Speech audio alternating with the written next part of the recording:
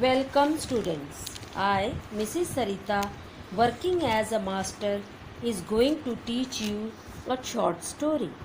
The name of the story is The Necklace, and it is written by a French author named Guy de Maupassant. आपने ये कहावत तो सुनी होगी, हमें उतने ही पैर पसारने चाहिए जितनी चादर हो। Cut one's coat according to one's cloth. ना जाने क्यों लोग भौतिक चीज़ों के पीछे भागते हैं और अपना भविष्य खराब कर लेते हैं। ऐसी ही एक शॉर्ट स्टोरी है द नेकलेस, और ये फ्रेंच सेटिंग में ही लिखी है।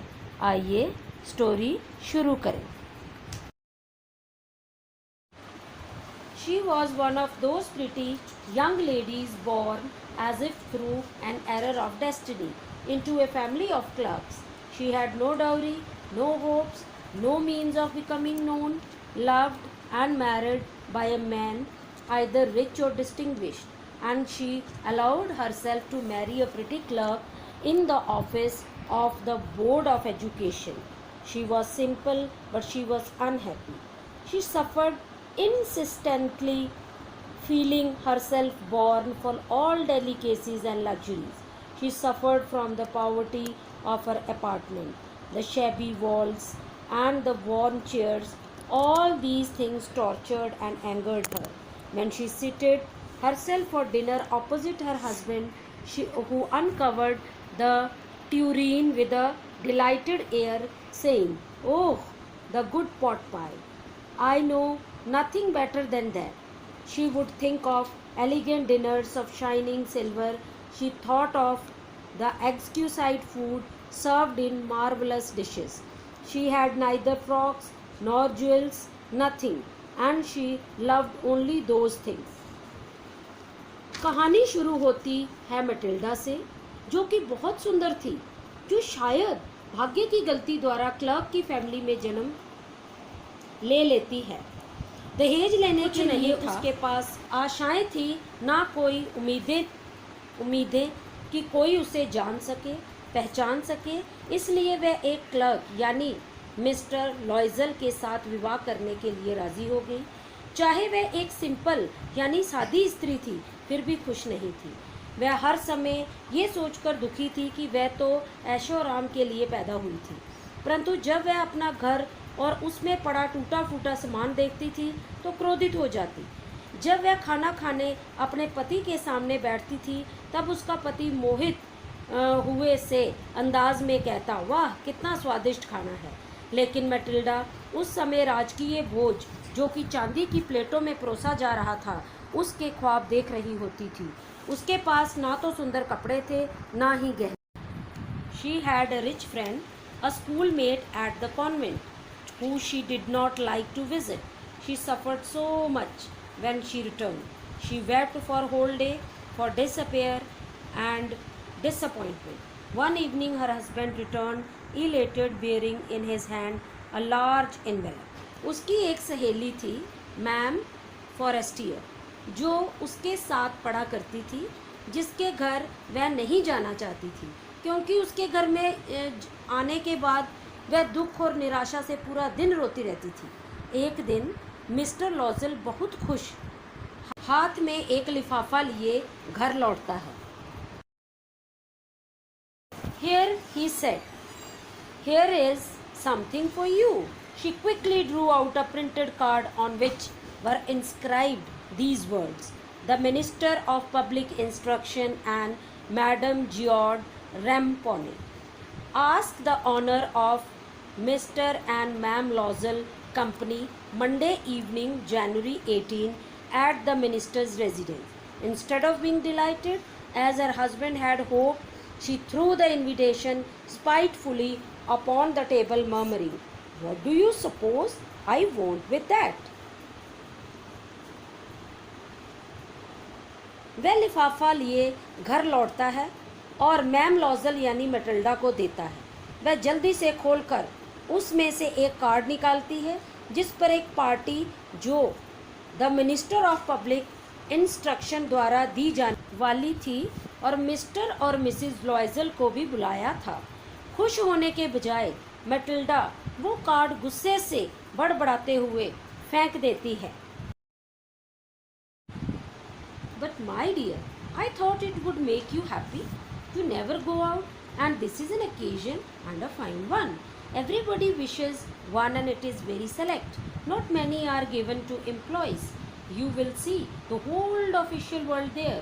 She looked at him with an irritated eye and declared impatiently, "What do you suppose I have to wear to such a thing as that?" उसका पति सोचता है कि उसकी पत्नी ये देखकर खुश होगी क्योंकि वह भी कभी बाहर नहीं गई थी और ये मौका उसके लिए बहुत ही उपयुक्त था।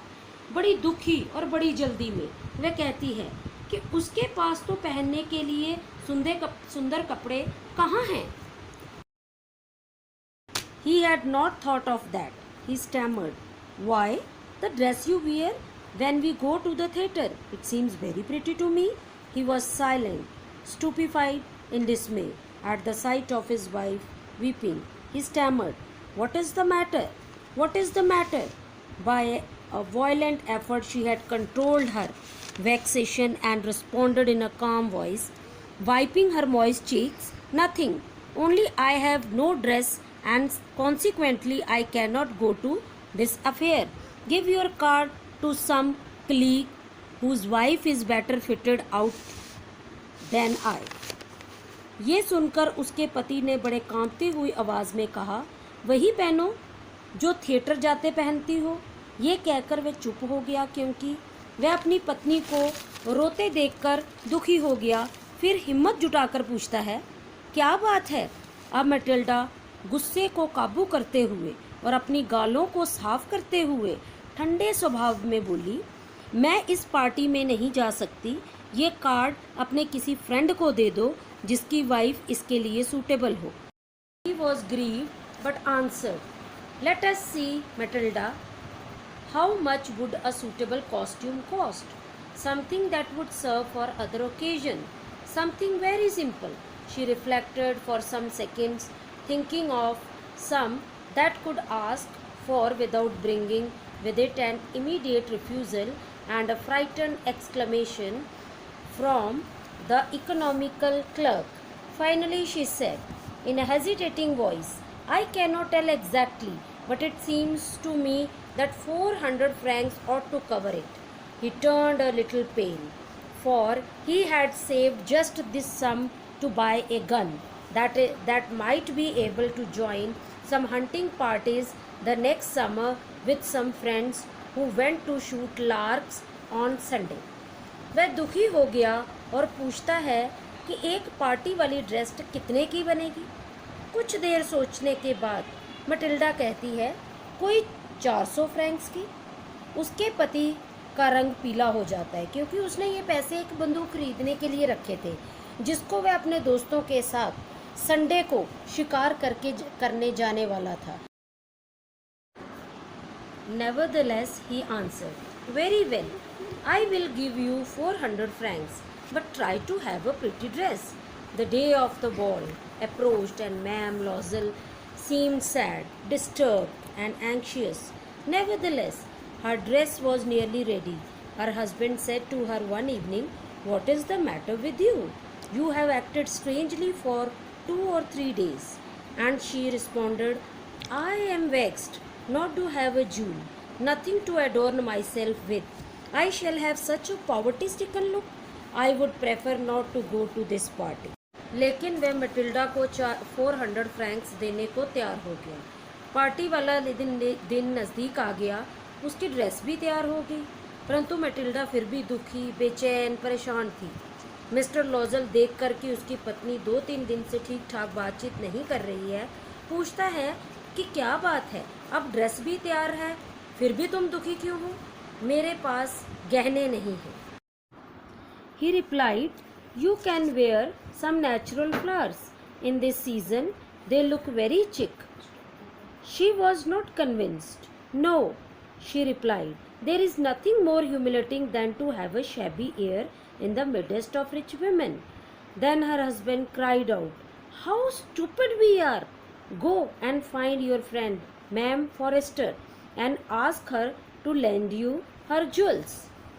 मैं इसलिए दुखी हूँ। मिस्टर लॉजल उसे कुछ फूलों से अपने आप को सजाने की राय देता है, परंतु मैटिल्डा को ये पसंद नहीं आई। वह कहती है कि इसमें मैं उन अमीर औरतों में बड़ी गरीब सी लगूंगी। इससे अच्छा है कि मैं पार्टी में ना जाऊं। तभी उसका पति मिस्टर लॉजल खुशी से चीख उठता है, हम कितने बेवकूफ़ हैं।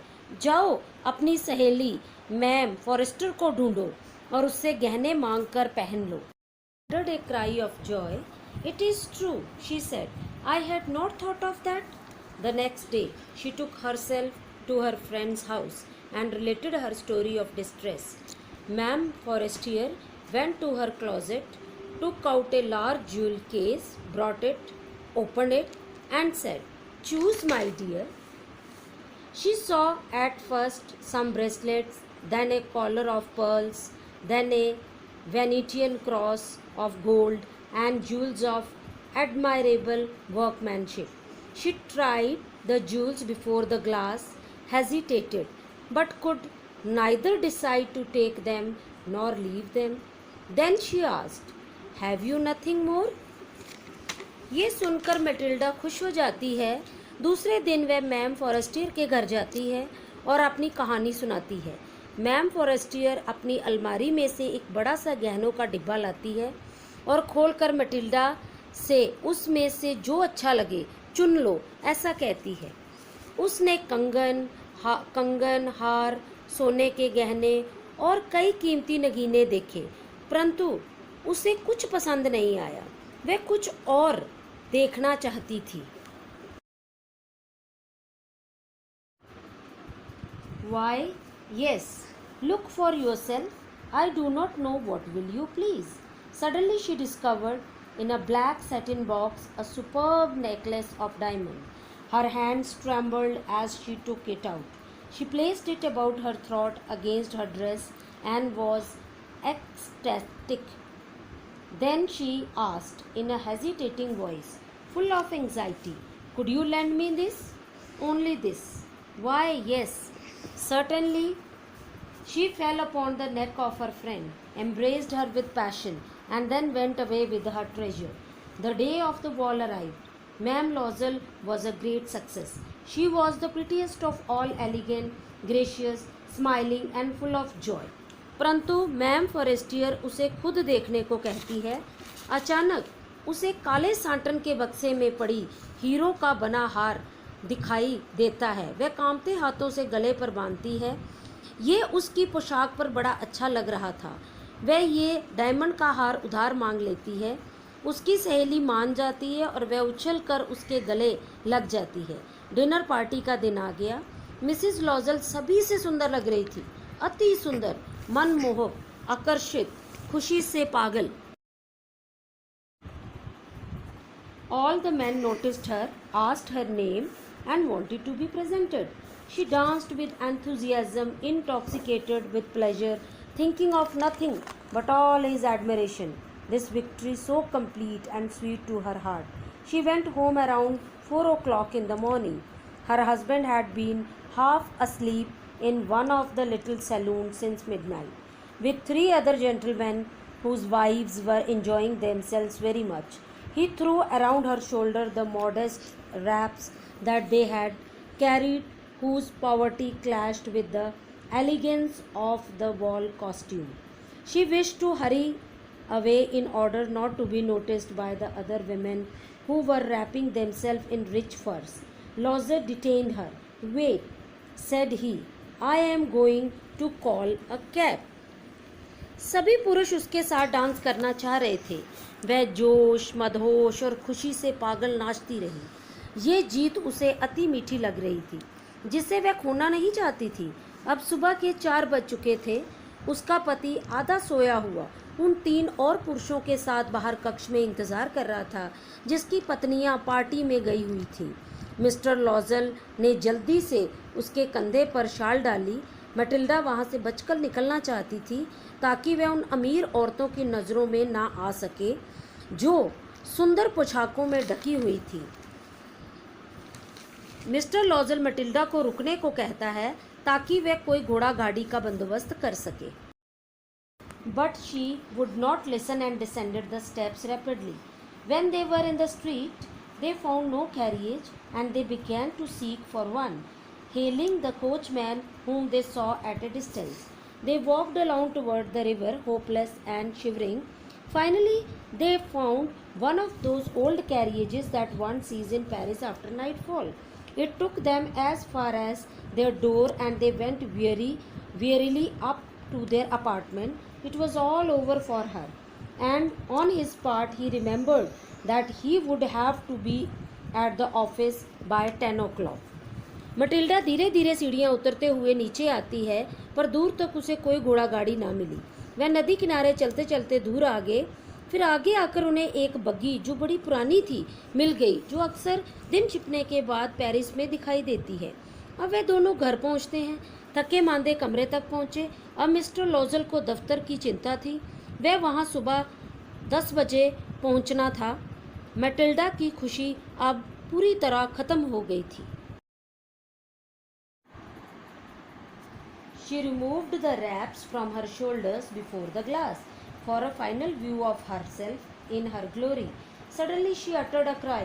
Her necklace was not around her neck.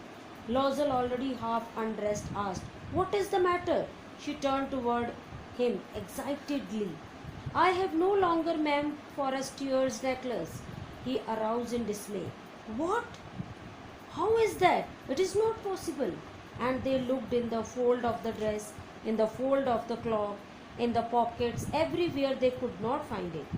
He asked, "You are sure you still had it when we left the minister's house?" "Yes, I felt it as we came out. But if you had lost it in the street, we should have heard it fall. It must be in the cab." "Yes, it is possible. Did you take the number?" अब वह अपने रूप का अंतिम दर्शन करना चाहती थी, जिसके लिए वह शीशे के सामने खड़ी हो गई। अचानक अपने गले में हार ना देखकर चिल्ला उठी। मिस्टर लॉजल भी उसके पास दौड़ा चला आया। वह उसकी तरफ मुड़ी। "मेरा मैम फॉरेस्टियर वाला नेकलेस नहीं है।" वह घबराकर इधर उधर देखने लगता है। वह ड्रेस की परतों में, जेबों में, शॉल में, सब जगह देखता है, परंतु हार नहीं मिला। उसने मैटिल्डा से पूछा, "क्या तुम्हें यकीन है कि हार तुम्हारे गले में था जब तुम पार्टी से बाहर आई?" "हाँ," वह कहती है, "मैंने महसूस किया था।" मिस्टर लॉजल कहता है कि यदि गली में गिरा होता तो आवाज़ आती, शायद बग्गी में गिरा होगा। वह एक दूसरे से बग्गी का नंबर पूछते हैं, परंतु दोनों ने नहीं देखा था। "No, and you? Did you notice what it was?" "No." They looked at each other, utterly cast down. Finally, Lozelle dressed himself again. "I am going," he said, "over the track where we went on foot, to see if I can find it." And he went. She remained in her evening gown, not having the force to go to bed. Towards 7 o'clock, her husband returned. He found nothing. अब वह एक दूसरे की तरफ इस प्रकार देखते हैं मानो आसमान टूट पड़ा है। मिस्टर लॉजल रास्ते में ढूंढने जाता है। मैटिल्डा अपने कपड़े बदल कर बैठ जाती है, परंतु बिस्तर तक जाने की हिम्मत खो चुकी थी। लगभग 7 बजे उसका पति वापस आता है, परंतु उसे नेकलेस नहीं मिलता। He went to the police and to the cab offices and put an advertisement in the newspapers offering a reward. She waited all day in a state of bewilderment before this frightful disaster. Loisel returned in the evening, his face pale. He had discovered nothing. He said, "Write to your friend that you have broken the clasp of the necklace and that you will have it repaired. That will give us time." She wrote as he dictated. At the end of a week, they had lost all hope, and Lozelle, older by 5 years, declared, "We must replace this jewel." In a shop of the Palais Royal, they found a caplet of diamond, which seems to them exactly like the one they had lost. It was valued 40,000 francs. They could get it for 36,000. वह police गाड़ी वालों के दफ्तर अखबार में भी विज्ञापन देने की पेशकश करता है, परंतु नेकलेस नहीं मिला। वह पूरा दिन दुखी और परेशानी की स्थिति में इंतज़ार करती रही।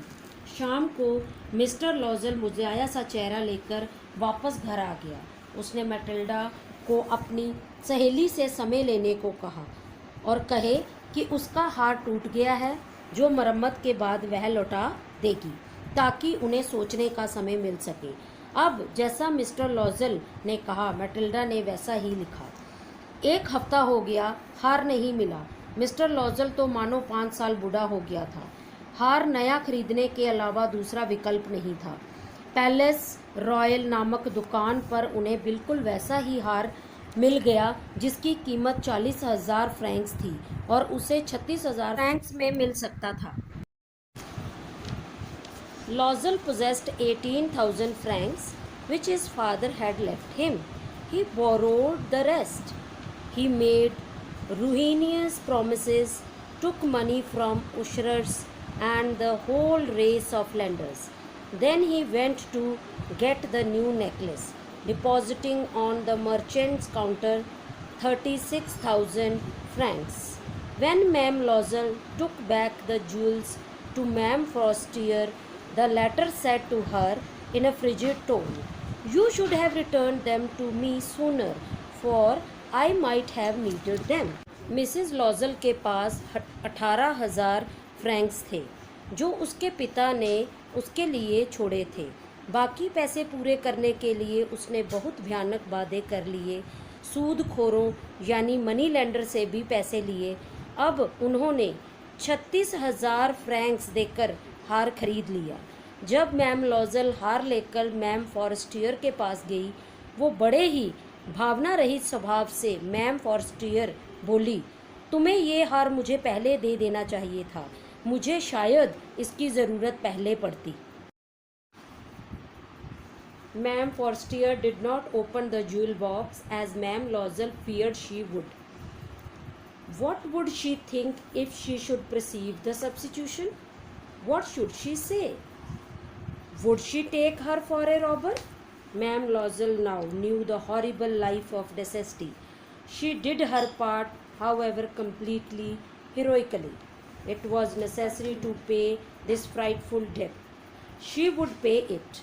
They sent away the maid. They changed their lodgings.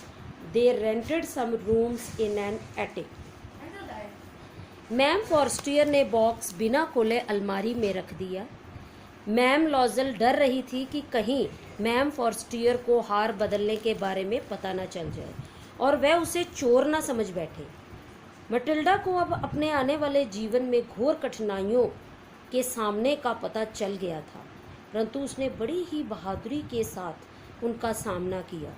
उसने नौकरानी को निकाल दिया, घर बदल दिया और छत पर 2 कमरे किराए पर लेकर रहने लगे।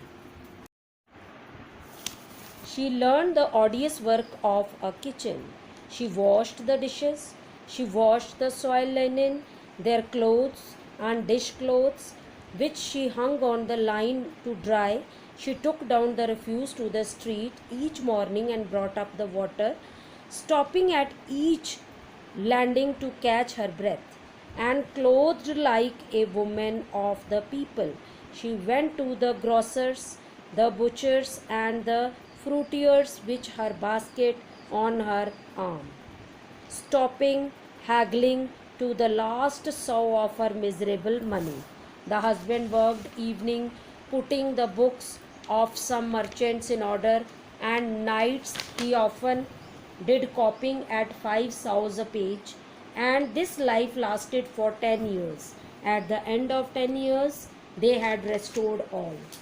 मैम लॉजल अब जो है रसोई के काम करना, बर्तन मांजना, गंदे कपड़े, चादरें धोना, फिर तार पर सुखाना, ये सारे काम करना शुरू कर दिया था। अब वह कचरा उठाकर स्वयं फेंकने दूर तक जाती, नीचे से सीढ़ियाँ चढ़कर पानी भरकर लाती और एक एक पैसा बचाने के लिए दुकानदारों से मोल भाव करती। जैसे मैम लॉजल कड़ी मेहनत कर रही थी, वैसे ही दूसरी तरफ मिस्टर लॉजल भी कड़ी मेहनत करते। वह देर रात ओवर टाइम करते, व्यापारियों की किताबों को कतार में लगाते और 5 पैसों के हिसाब से कॉपिंग का काम करते थे। ऐसा 10 साल तक चलता रहा और 10 साल के बाद उनका सारा कर्जा उतर गया। Ma'am Lozel seemed old now. She had become a strong, hard woman, the crude woman of the poor household. Her hair badly dressed, her skirts awry, her hands red. She spoke in a loud tone and washed the floors with large pails of water. But sometimes, when her husband was at the office, she would seat herself before the window and think of that evening party of former times, of that ball where she was so beautiful and so flattered. How would it have been if she had not lost the necklace? Who knows? How singular is life and how full of changes. How small a thing will ruin and save one. अब इन 10 सालों में ma'am लॉजल इतनी बदल गई थी कि वह एक बूढ़ी औरत दिखने लगी थी। अब वह बड़ी कठोर यानी स्ट्रॉन्ग हो गई थी। उसकी लुक, उसका अपीयरेंस सब बदल गया था। अब वह एक सुंदर नहीं बल्कि गरीब सी हो गई थी। मैम लॉजल के बाल बिखरे से थे, उसकी ड्रेस गंदी थी, हाथ लाल सूजे रहते थे, बड़ी ऊंची आवाज़ में वह बात करती थी और बड़ी बड़ी बाल्टियाँ उठाकर फर्श साफ करती थी। कभी कभी खाली वक्त में मैम लॉजल जब उसके हस्बैंड ऑफिस गए होते थे तो वह उस पार्टी के बारे में सोचती थी जिसमें वह खूबसूरत मन मोहने वाली लग रही थी। कैसा होता अगर हार ना खोया होता? कौन जानता है कि ज़िंदगी कितनी अकेली और परिवर्तनशील है। एक छोटा सा हादसा हर इंसान की ज़िंदगी को आबाद अथवा बर्बाद कर सकता है। छोटे से छोटा इंसिडेंट आपकी लाइफ को चेंज कर सकता है। कौन जानता है? One Sunday, as she was taking a walk in the Champs-Élysées to rid herself of the cares of the week, she suddenly perceived a woman walking with a child. It was Ma'am Forestier, still young, still pretty, and still attractive. Ma'am Lozel was affected. Would she speak to her? Yes, certainly. And now that she had paid, she would tell her all. Why not? She approached her. Good morning, Jian. Her friend did not recognize her and was astonished to be so familiarly addressed by this common personage.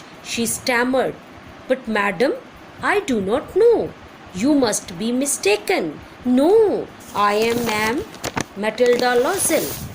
एक Sunday ma'am लॉजल यानी Matilda चाम्स allies, ये एक street का नाम है जो Paris में है, वहाँ पर सैर कर रही थी। अचानक उसने एक औरत को देखा जो एक बच्चे के साथ जा रही थी। वह कौन थी?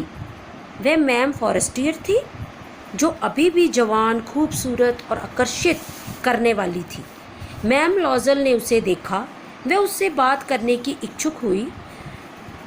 तब उसने सोचा, हाँ, मुझे उससे बात करनी चाहिए क्योंकि उसने अब सारा उधार चुका दिया था।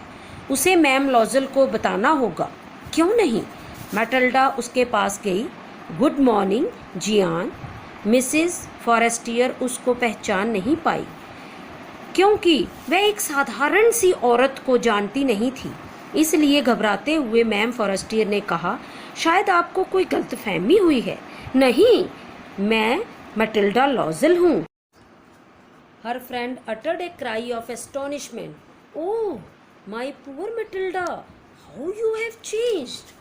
Yes, I have had some hard days since I saw you, and some miserable ones, and all because of you. Because of me? How is that? You recall the diamond necklace that you loaned me to wear to the minister's ball? Yes, very well. Well, I lost it. How is that? Since you returned it to me. Ma'am Forestier बड़ी हैरान हो गई। Oh my God, तुम इतनी change कैसे हो गई Matilda? Matilda कहती है, हाँ मुझे कुछ बुरे दिन गुजारने पड़े और कुछ तो इतने बुरे थे, और ये सब किसकी वजह से? तुम्हारी वजह से। मैटिल्डा मैम फॉरेस्टियर से कहती है। अब मैम फॉरेस्टियर हैरान होकर पूछती है, मेरी वजह से? वह कैसे? अब मैटिल्डा कहती है कि तुम्हें याद है वह हीरो का हार जो तुमने मुझे पार्टी में जाने के लिए उधार दिया था? मैम फॉरेस्टियर कहती है, हाँ बहुत अच्छी तरह से याद है। अब मैटिल्डा उन्हें बताती है कि वह हार खो गया था। वह कैसे हो सकता है? वह तो तुमने मुझे लौटा दिया था। मैम फॉरेस्टियर उसे पूछती है। I return another to you exactly like it, and it has taken us 10 years to pay for it. You can understand that it was not easy for us who have nothing, but it is finished and I am decently content. Ma'am Forestier stopped short. She said, you say that you brought a diamond necklace to replace mine? Yes, you did not perceive it then? They were just alike. And she smiled with proud and simple joy. Ma'am Forestier was touched and took both her hands as she replied, oh, my poor Matilda, mine were false. They were not worth over 500 francs. नहीं, मैंने तुम्हें वैसा ही दिखने वाला दूसरा हार दिया था, और उसकी कीमत चुकाने में हमें 10 साल का वक्त लगा, क्योंकि हमारे पास कुछ नहीं था। पर अब सारा कर्जा उतर गया है। अब मेरे ऊपर कोई बोझ नहीं है। मैम फॉरेस्टियर थोड़ा रुककर कहती है कि मैटिल्डा, तुमने कहा कि तुमने मुझे हीरो का हार मेरे हार के बदले दिया था? हाँ, मैटिल्डा कहती है, तुमने तब ध्यान से नहीं देखा था, क्योंकि वह ऐसा ही दिखता था जैसा तुम्हारा हार था। मैटिल्डा बड़े गर्व और खुशी से कहती है।